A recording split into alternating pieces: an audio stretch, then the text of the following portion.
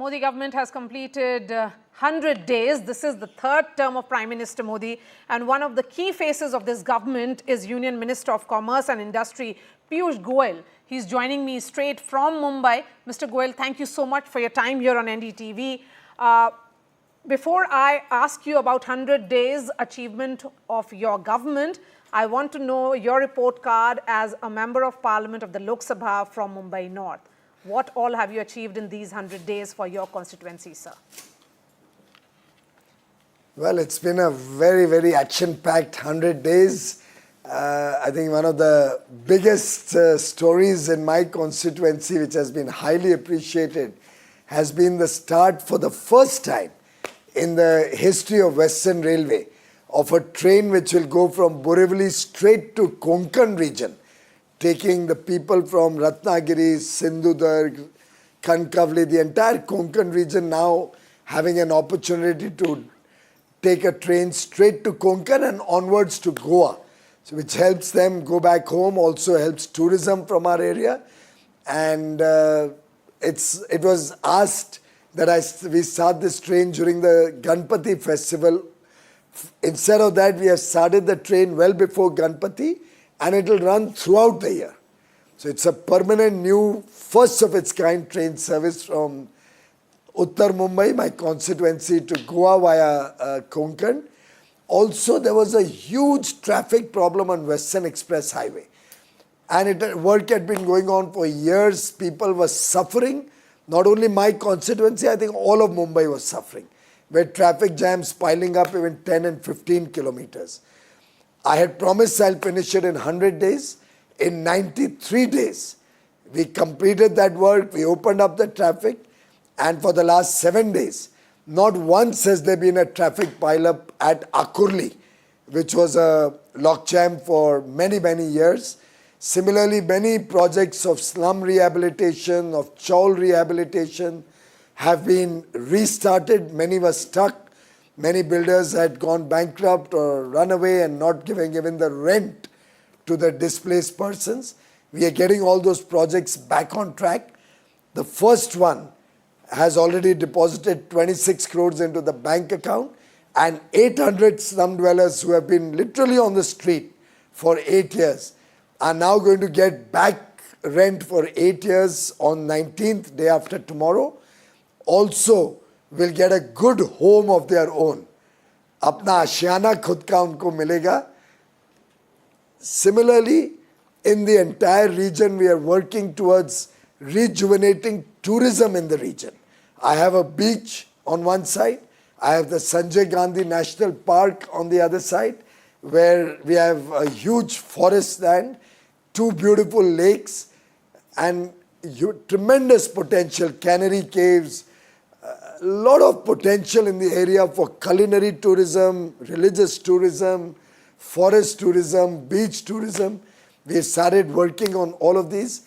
There's a sense of excitement in North Mumbai for the days ahead, and I hope to be able to redeem the pledge I made to the people of North Mumbai. Okay, so that was your report card as a Member of Parliament from North Mumbai. Now shifting focus to the Union Minister here. Sir, you have been part of Modi 1.0, Modi 2.0 as well. And as a senior minister, how are these 100 days different from those two governments? There's a sense of urgency.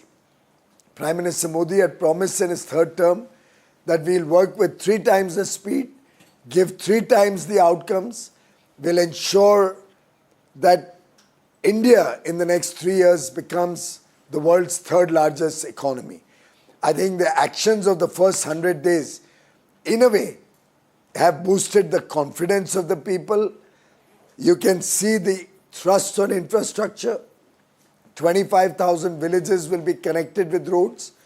The Vadhavan port has been kick-started, the largest port of India, amongst the 10 largest in the world, right north of my own constituency.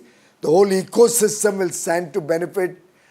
Jobs galore, work opportunities galore. The multiplier impact of that port will have a huge impact in the entire region. 12 new townships, in addition to 8 already underway. We'll have necklace of 20 new cities, smart cities, industrial townships coming up across the country in different states, nearly 3 lakh crores dedicated to women welfare, 2 lakh crores committed for skilling and promoting employment for 4 crore youth of the country, 3 crore more homes free of charge for the poor of the country. We gave 4 crore homes in the first 10 years. Now in 5 years we'll build 3 crore more homes. Nearly 3 lakh crores already spent on infrastructure in the country. 11 lakh Lakpati Didis, MSP increase, restrictions on export, and a lot of thrust to farmers where higher increased incomes in the first 100 days. The list goes on and on. Okay. There's so much that has happened in 100 days that at this pace, we will certainly be the third largest economy in less than 3 years. And sir, is this sense of urgency also because of changed political scenario? In Modi 1.2 and 2. And in the second government, you had brute majorities. Right now, it's an NDA government and an aggressive opposition. Are these changed realities making you do rethink in policy terms? It absolutely makes no difference, ma'am. Prime Minister Modi has had a gracious NDA alliance comfort. Throughout the 10 years, though we had a majority in parliament, we took the NDA allies along. So you are well aware, the people are aware, we had members of all our NDA prominent parties as members of the Council of Ministers, even in the 10 years when we had an absolute majority. Because Prime Minister Modi respects the National Democratic Alliance and his partners. Today, the alliance is only getting stronger. But in terms of policy or in terms of our ability to take decisions, there's absolutely no difference. The big difference is that 10 years ago, we had inherited a fragile 5 economy, a broken economy. The morale was down, the mood of the nation was down, confidence of the nation was down.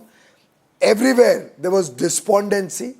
We worked over the last 10 years to build strong macroeconomic fundamentals, to build the mood of the people, to build the image of India internationally, and therefore we are able to work with 3 times the speed in the third term of Prime Minister Modi, a historic third term where we have achieved a lot in 10 years to make the base, the foundation on which we are now building a glorious story of India working in the Amrit Kal to become a developed nation. Today is Prime Minister Modi's birthday, which we celebrate as Seva Divas, which we celebrate as the 10th anniversary also of Swachh Bharat Mission, and as Vishwakarma Divas. Vishwakarmas whom we respect immensely, who are contributing to the India growth story. So it's a wonderful day, a day full of celebrations. Today is also Anant Chaturdashi, Ganesh festival, and all good things when started with prayers to Ganesh Ji are bound to be successful. Okay, so I have just 2 more questions for you, sir, because I know you're in the middle of too many things, so I won't hold you for long. The question is also about, you're celebrating 100 days, you're sounding optimistic, lots to look forward to as far as the government is concerned. But how do you look at the opposition criticism? That these 100 days have also been about U-turns, that you have done some things that you never did in the past, like sending a bill to the JPC, something that has never happened in the last 10 years, like taking back the UPSC appointments issue. So how do you look at that criticism? Well, I think the opposition is so despondent and frustrated today that forget criticizing us in India, they land up criticizing us in the rest of the world. They go to foreign lands and criticize their own motherland. And I think there can be nothing more shameful than that. Having said that, I think your information needs to be corrected. And through you, I'd like the viewers to know, we have had no U-turns. This is a listening government.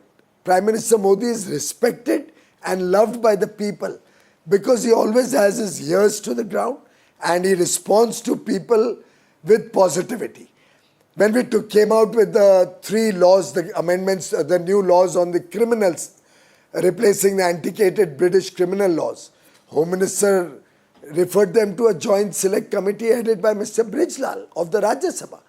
When I came out with the Jan Vishwas bill, it was immediately referred to the joint parliamentary committee headed by P.P. Chaudhary of the Lok Sabha.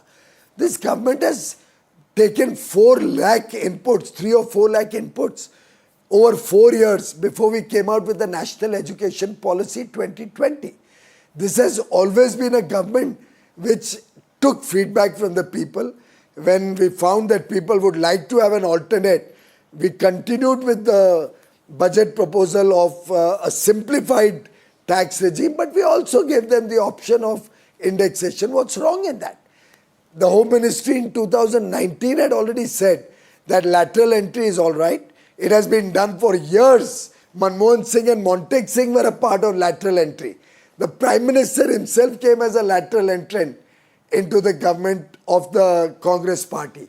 So they are completely clueless even in their criticism.